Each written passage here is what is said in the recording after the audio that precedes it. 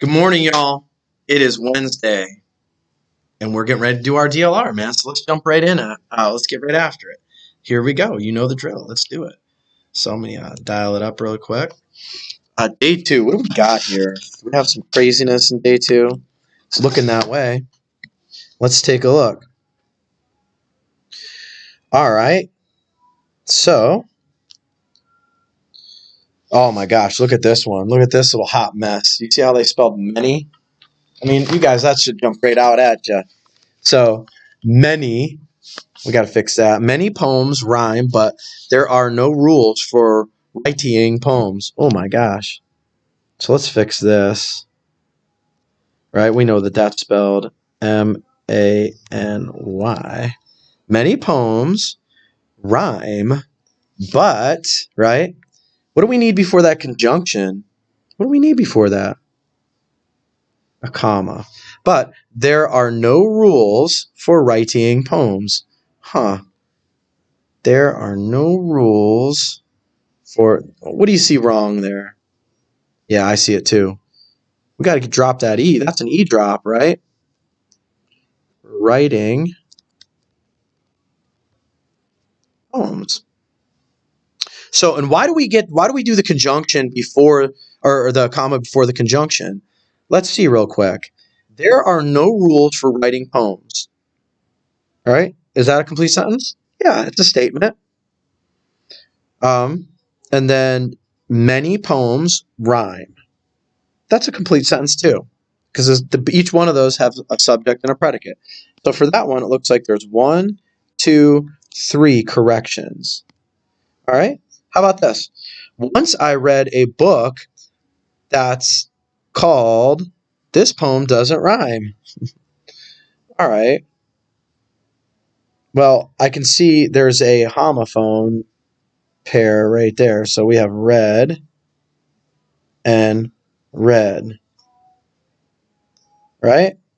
Spelled differently, sound the same, right? So we need to have the word read, R-E-A-D, right? That can be pronounced read or read, which would be a homonym. So once I read a book that is called This Poem Doesn't Rhyme. Well, I can tell you right now. What do you do to titles? What does 3 lines mean when we use that editing mark? That means that you need to capitalize the whole thing, right? Let's read it one more time. Once I read a book that's called This Poem Doesn't Rhyme. Yeah, it looks like this one has 1, 2, 3, 4, 5. 5 corrections for that one, and 3 for this one. Circle the relative adverb.